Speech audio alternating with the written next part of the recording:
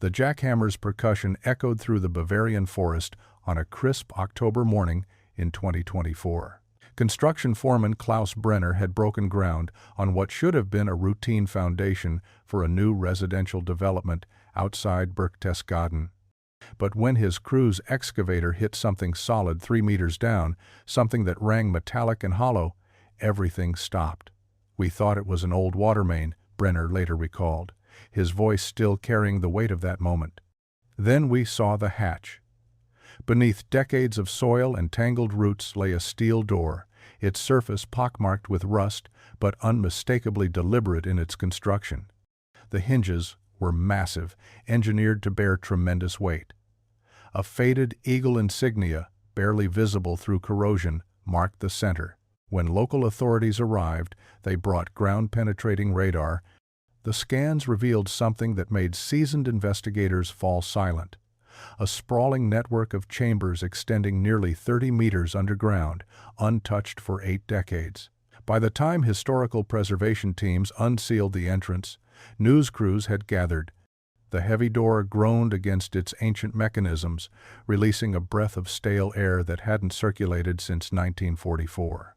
Inside, flashlight beams cut through the darkness, illuminating a time capsule of the Third Reich's final desperate months. On a desk in the main chamber, beneath a layer of dust, sat a Wehrmacht officer's cap and a leather journal. The name embossed on the cover sent shockwaves through the historical community: Oberst Heinrich von Strahlenberg. The commander who vanished without a trace 80 years ago had left behind more than just questions. Oberst Heinrich von Strahlenberg was not a household name in 1944, but within Wehrmacht intelligence circles, he was indispensable. Born in 1902 to minor Prussian nobility, von Strahlenberg distinguished himself early through his strategic brilliance and linguistic talents. He spoke 6 languages fluently and possessed a photographic memory that made him invaluable to German military intelligence. By 1943, he had risen to command a specialized unit tasked with safeguarding classified Reich documents and coordinating supply routes through the Bavarian Alps. Those who served under him described a man of contradictions: disciplined yet secretive, methodical yet prone to paranoid episodes about betrayal. He trusted no one completely. Former Sergeant Ernst Müller testified in Allied interrogations after the war. He kept multiple ledgers, spoke in codes, even with his own officers. Von Strahlenberg's position gave him access to some of the Third Reich's most closely guarded secrets, including knowledge of hidden assets, escape routes, and classified operations. As Allied forces closed in from both east and west during late 1944, von Strahlenberg reportedly became increasingly erratic. Local civilians near his headquarters in Berchtesgaden whispered about midnight convoys, unexplained construction activity, and the commander's obsessive interest in geological surveys of the surrounding mountains. His official duties continued without interruption, but colleagues noticed he rarely slept and had begun stockpiling supplies with no clear authorization. Some suspected him of preparing contingency plans for high-ranking officials. Others wondered if he was planning something far more personal. What none of them knew was that beneath the very ground they walked on, von Strahlenberg was constructing an elaborate sanctuary, one that would preserve his secrets long after the Reich's collapse. By December 1944, the Third Reich was collapsing from all sides. The failed Ardennes offensive had depleted Germany's remaining reserves. Soviet forces were pushing relentlessly toward Berlin from the east, and American troops had breached the Siegfried Line. The air of invincibility that once surrounded the Wehrmacht had given way to grim acceptance among all but the most fanatical. In the Bavarian Alps, where snow-capped peaks provided temporary refuge from the chaos consuming Europe, Oberst von Strahlenberg maintained his headquarters in a requisitioned hunting lodge outside Berchtesgaden. His official logs show routine activities, supply coordination meetings, encrypted communications with Berlin, troop movement authorizations. But witnesses painted a different picture. Corporal Franz Dietrich, assigned to von Strahlenberg's security detail, remembered the commander's increasingly strange behavior during those final weeks. He would disappear for hours, sometimes entire nights, return covered in dirt and stone dust. When questioned, he said he was inspecting defensive positions. Local laborers reported being conscripted for mysterious construction projects, sworn to secrecy under threat of execution. They hauled concrete, steel reinforcements, and ventilation equipment into the forest under cover of darkness. "We didn't ask questions," one survivor later testified. "Asking questions could get you shot." The atmosphere in the region was thick with dread. Refugees flooded through mountain passes, fleeing the Soviet advance. SS units executed deserters in village squares as examples. Everyone knew the end was coming, but no one knew what form it would take.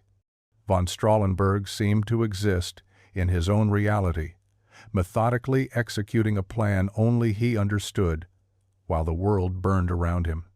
On the 18th of January 1945, Oberst Heinrich von Strahlenberg vanished. The circumstances of his disappearance remained murky even in official Wehrmacht records. According to his aide, Lieutenant Karl Hoffmann, von Strahlenberg dismissed his staff at approximately 2,100 hours, citing paperwork that required his personal attention. He seemed calm, almost relieved, Hoffmann recalled during Allied debriefing. "He told me to take the night off, that he wouldn't need me until morning." That was the last confirmed sighting. When Hoffmann returned at 0600 hours the next day, von Strahlenberg's office stood empty. His personal weapon remained in its holster on the coat rack. His winter uniform hung undisturbed. But the commander himself had vanished completely, leaving behind only his opened safe and missing document folders. Initial reactions ranged from confusion to panic. Had he defected? Been kidnapped by resistance fighters? Committed suicide in the forest? His second-in-command, Major Wilhelm Brandt, immediately initiated a search of the surrounding area. Soldiers combed the woods, checked every building, interrogated every civilian within 10 kilometers. They found nothing. Berlin was notified within hours, and the official investigation began. The report filed by Gestapo investigators on January 22 concluded with 3 theories: desertion to Allied lines, assassination by unknown parties, or voluntary disappearance. None could be proven. What made the case particularly troubling was the missing intelligence. Von Strahlenberg had access to critical information about Alpine defensive positions, supply caches, and contingency plans. Whatever he knew had disappeared with him into the winter night, leaving only questions that would echo across 8 decades. The Wehrmacht's investigation into von Strahlenberg's disappearance was hampered from the start by the chaos of Germany's collapse. SS Sturmbannführer Otto Kraus arrived from Munich on January 20th to lead the inquiry, bringing with him a team of investigators and interrogation specialists. They questioned everyone who had contact with the commander in his final weeks. The laborers who had worked on his mysterious construction projects were rounded up and subjected to intense interrogation. Most claimed ignorance, insisting they had simply followed orders to dig and build in locations marked by von Strahlenberg himself. One worker, Georg Fischer, mentioned seeing the commander descend into a hole in the forest floor, but couldn't locate it again when investigators demanded to be shown. The forest yielded few clues. Search parties discovered partially concealed excavation sites, evidence of recent concrete work, and abandoned equipment, but nothing that explained where von Strahlenberg had gone. His personal quarters were meticulously examined. Investigators found his diary, but the final entries were cryptic. References to the sanctuary and preservation of truth that revealed nothing concrete. A forensic examination of his office safe showed it had been opened with the correct combination, not forced. Several document folders were missing, their contents unknown. Lieutenant Hoffman provided the most detailed testimony, describing von Strahlenberg's obsession with geological maps and his repeated consultations with a mining engineer who had since fled the area. The engineer was never found. By early February, with Soviet forces advancing and resources desperately needed elsewhere, the investigation was quietly shelved. The official conclusion remained unsatisfying. Oberst von Strahlenberg's fate was unknown, his whereabouts undetermined, his secrets buried with him. When Germany surrendered in May 1945, Allied intelligence officers inherited thousands of unresolved cases, and von Strahlenberg's disappearance was just one thread in a vast tapestry of Nazi mysteries. American investigators reopened the file briefly in June 1945, interviewing surviving members of his unit who had been captured. The testimonies added new theories, but no answers. Some believed von Strahlenberg had been executed by SS hardliners for preparing to defect. Others insisted he had escaped through rat lines, the secret networks that smuggled Nazi officials to South America. A few whispered that he had taken his own life, unable to face defeat. The most persistent rumors involved the extensive bunker systems being discovered throughout Germany. As Allied forces uncovered underground complexes beneath government buildings, factories, and remote mountain areas, speculation grew that von Strahlenberg had built his own refuge. Local Bavarians spoke of sealed tunnels and hidden chambers throughout the Berchtesgaden region, though none could be definitively connected to the missing commander. Treasure hunters and amateur historians periodically searched the forests, convinced that von Strahlenberg had hidden valuable Reich assets before disappearing. In 1952, a French journalist published an exposé claiming von Strahlenberg had been spotted in Argentina, working under an assumed name. The lead proved false. A 1967 documentary suggested he had died in the bunker he built, his body still entombed underground.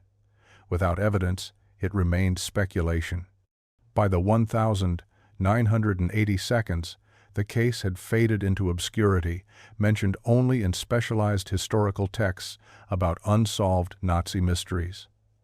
The forest outside Berchtesgaden kept its secrets, and the world moved on. Until that October morning in 2024, when Klaus Brenner's excavator struck steel. As decades passed, Oberst von Strahlenberg became little more than a footnote in the vast chronicle of World War II's disappeared. The Cold War dominated historical attention, and the fates of individual Wehrmacht officers seemed insignificant compared to the larger questions of Nazi crimes and post-war reconstruction. Yet in the villages surrounding Berchtesgaden, the story refused to die completely. Elderly residents passed down tales to their grandchildren about the mysterious commander who vanished into the mountains.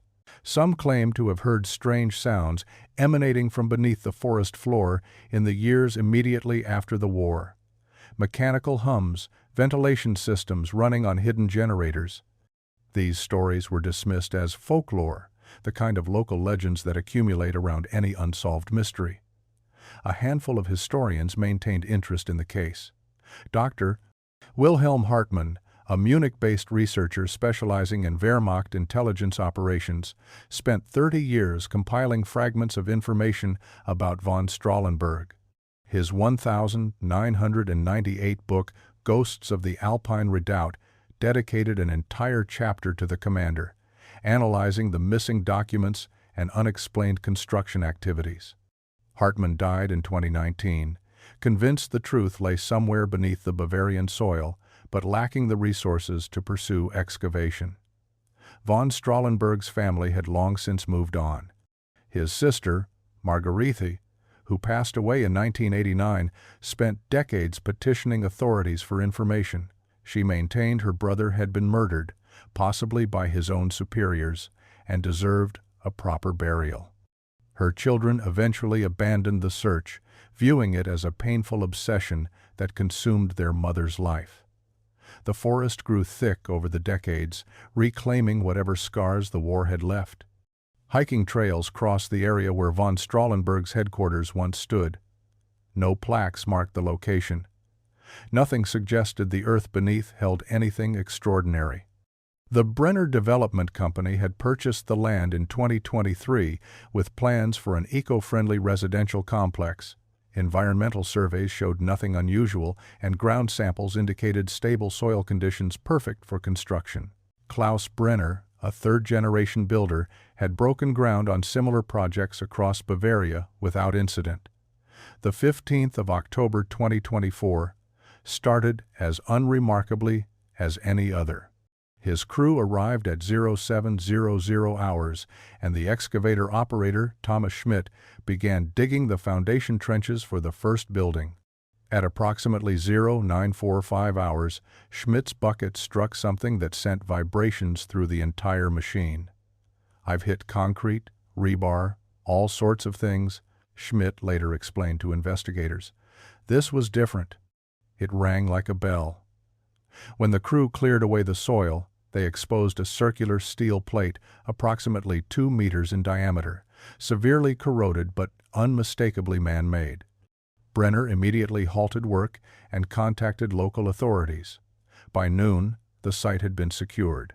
Municipal officials arrived first, followed by federal heritage protection officers who recognized the potential historical significance. Dr. Anna Kaufmann, a specialist in World War II archaeology from the University of Munich, was on site by 1400 hours. She brought ground-penetrating radar equipment that revealed the stunning scope of what lay beneath. The radar images showed a complex network of chambers, corridors, and rooms extending 30 meters underground, covering an area roughly the size of a large house. The construction was sophisticated, far beyond a simple bomb shelter. Structural engineers confirmed the entrance could be opened safely. As cutting equipment was positioned and news helicopters circled overhead, Dr. Kaufmann studied the faded insignia on the hatch. Her hands trembled slightly as she photographed the eagle and the barely legible nameplate, Projekt Zuflucht von Strahlenberg. The hatch opened with a groan of protesting metal on October 16th at 0830 hours. Dr. Kaufmann led the initial entry team, accompanied by structural engineers, military historians, and hazmat specialists. The air quality readings showed surprisingly high oxygen levels, suggesting the ventilation system had functioned far longer than anyone expected. A steel ladder descended into darkness, its rungs still solid despite 8 decades underground. The main chamber opened 20 meters below the surface, a concrete vault approximately 15 meters long and 8 meters wide. Battery-powered lights revealed a space frozen in time. The ceiling was reinforced with steel I-beams, the walls lined with moisture-resistant panels that had largely succeeded in their purpose. Remarkably, the shelter showed minimal water damage. Von Strahlenberg had chosen his location with expertise, building into a natural rock formation that provided drainage. The layout was methodical and efficient. The main chamber served as both living quarters and command center. A smaller storage room branched to the east, packed floor to ceiling with preserved rations in sealed containers. Chemical analysis would later confirm these supplies were stockpiled between November 1944 and January 1945. To the west, a corridor led to what appeared to be a workshop and generator room. The diesel generator sat silent, its fuel tanks long empty, but the engineering was sophisticated. Backup battery systems lined one wall, and a hand-cranked ventilation mechanism showed signs of extensive use. Everything bore the marks of meticulous planning. The construction timeline became clear through examination of materials and techniques. The concrete formulations matched specifications used by German military engineering units in late 1944. Tool marks on the walls suggested the work had been done hastily but competently, likely by the same conscripted laborers who had testified during the original investigation. What struck investigators most was the shelter's completeness. This wasn't a panic room or temporary hiding place. Von Strahlenberg had built a functioning underground facility designed for long-term occupation. The desk in the main chamber held the first artifacts that made international headlines. Von Strahlenberg's Wehrmacht officer cap sat exactly where he had placed it, the insignia tarnished but intact. Beside it lay a Walther P-38 pistol, fully loaded, never fired. But it was the leather-bound journals that commanded immediate attention. Dr. Kaufmann carefully opened the first volume, its pages yellowed but legible. The entries began in November 1944 and continued with disturbing regularity. Von Strahlenberg had documented everything: construction progress, supply inventories, philosophical reflections on Germany's collapse, and increasingly paranoid observations about betrayal within the Reich's upper echelons. The final entry was dated the 7th of March 1945, nearly 2 months after his official disappearance. Day 48 below, it read, "The generator fuel runs low. I hear nothing from above. Perhaps the war has ended. Perhaps everyone is dead. The documents are safe. The truth is preserved. That must be enough." Scattered across the workspace were maps marked with locations throughout Bavaria and Austria, some circled in red ink. Several depicted supply caches, others showed potential escape routes to Switzerland and Italy. A locked metal case contained what investigators later confirmed were classified Wehrmacht intelligence documents, some stamped with security classifications so high they required federal authorities to assume control of the site. Personal effects painted a portrait of von Strahlenberg's final weeks. A photograph of his sister Marguerite sat in a frame beside his sleeping cot. Letters he had written but never sent expressed regret, defiance, and a strange conviction that history would vindicate his actions. Medical supplies showed evidence of use, suggesting he had injured himself at some point. Empty food tins were stacked with Germanic precision in the storage room. The most disturbing discovery came in the workshop area. A crude calendar scratched into the concrete wall tracked days with meticulous precision. The marks continued far beyond the final journal entry, suggesting von Strahlenberg had lived in the shelter for months, possibly longer, until supplies or will finally failed him.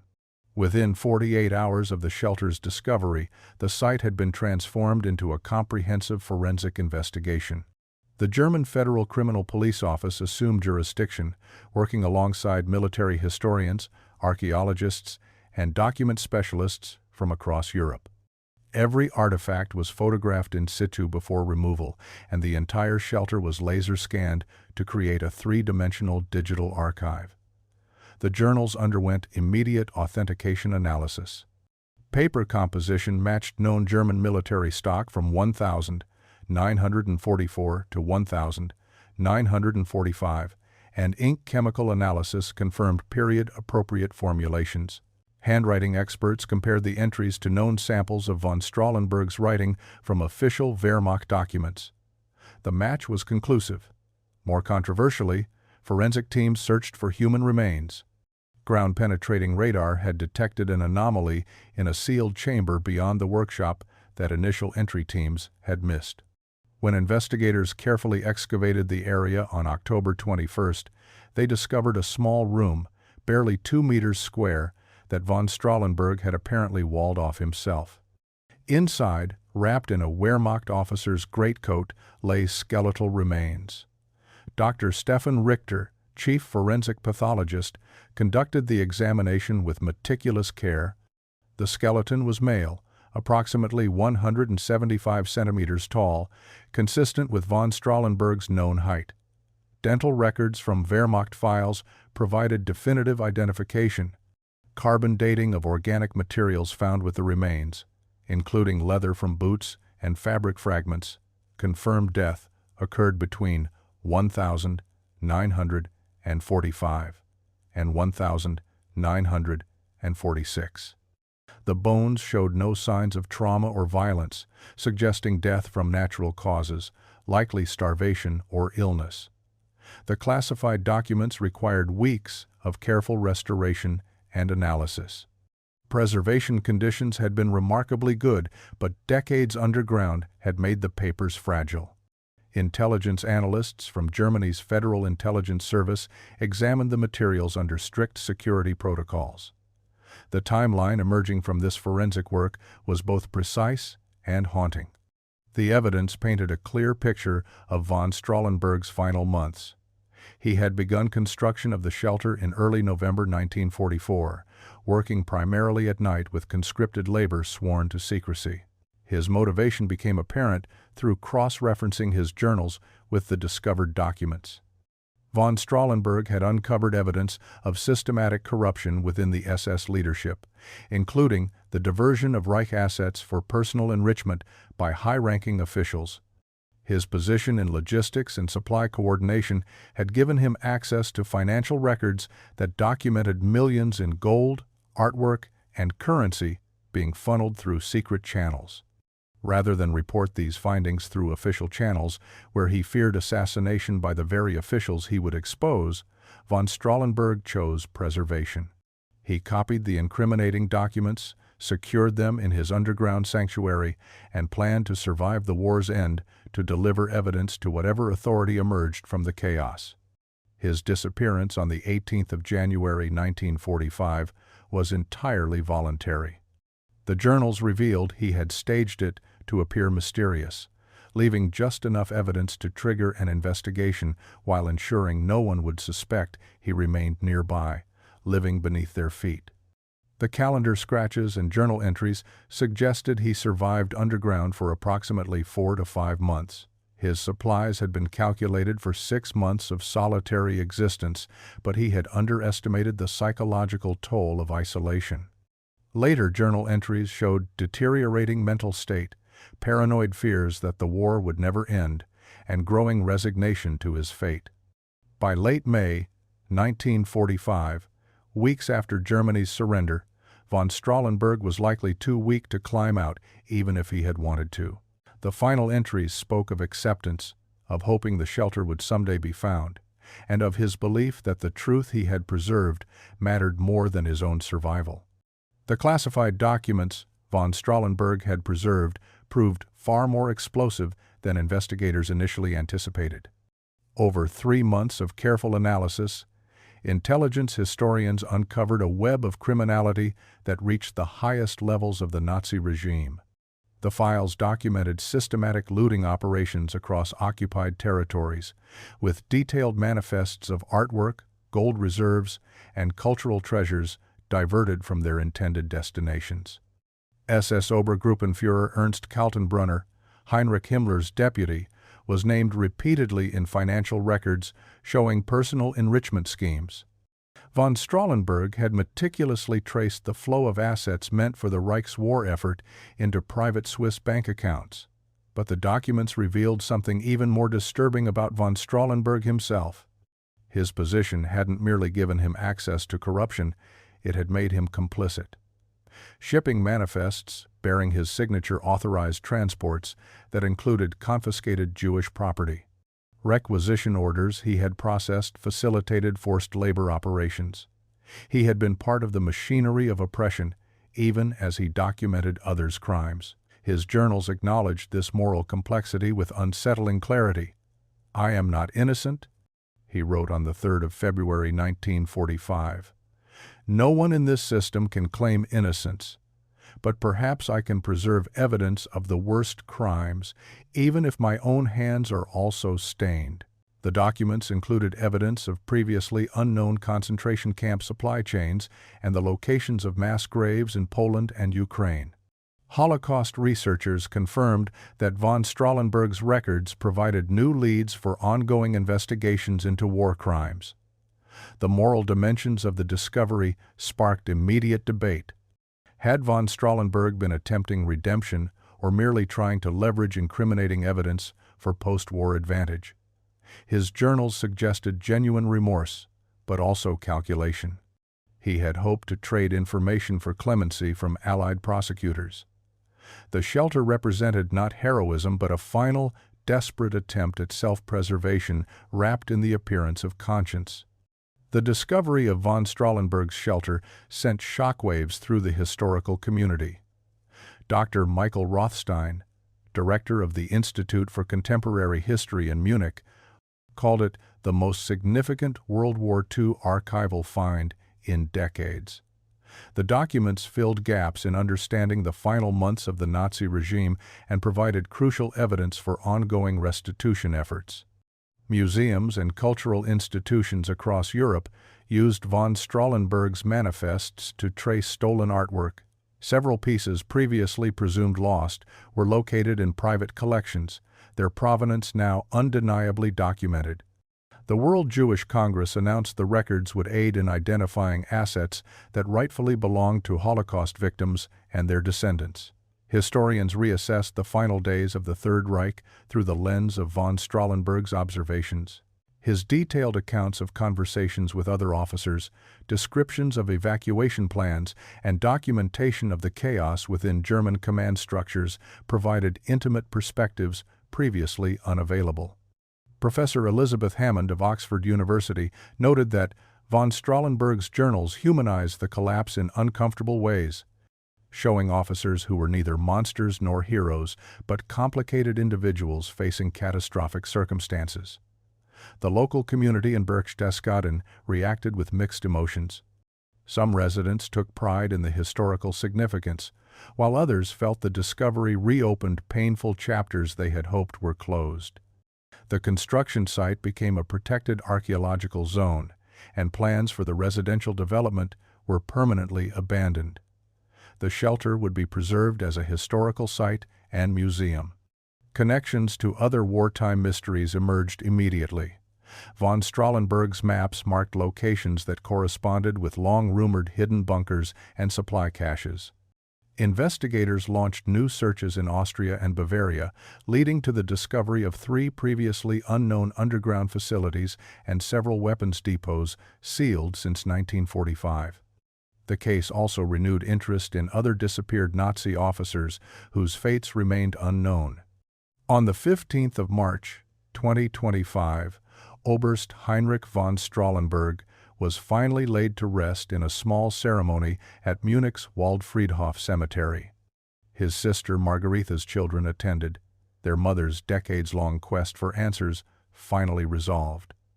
The forensic evidence had confirmed what the shelter revealed.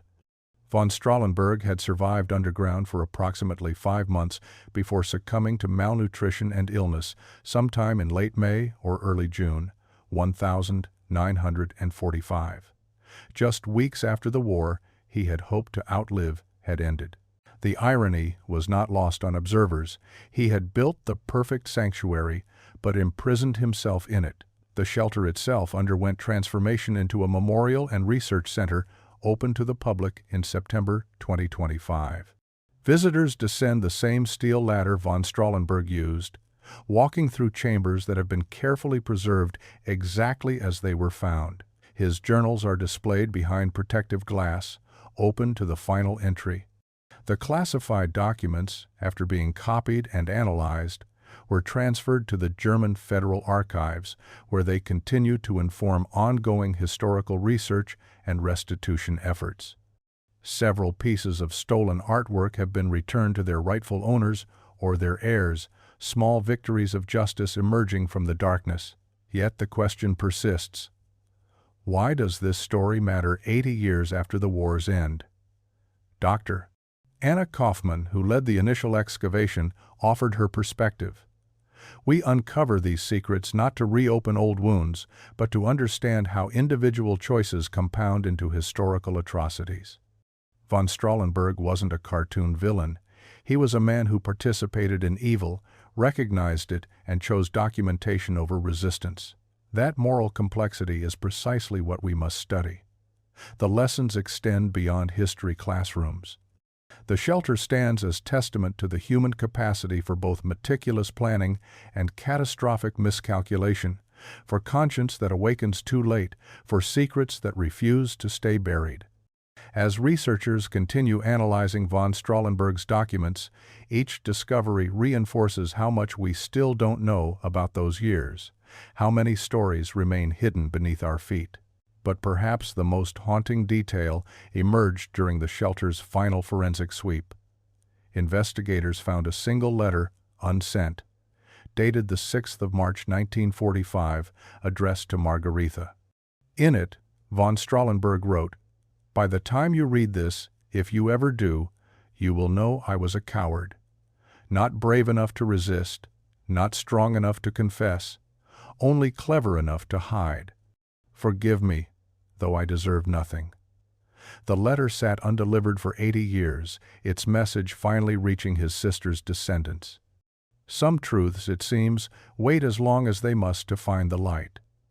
The forest above the shelter grows thick again, hikers passing overhead, unaware of the history beneath their boots. But now we know. The earth remembers everything we try to bury, and eventually it reveals what we thought was lost forever. This story was brutal, but this story on the right-hand side is even more insane.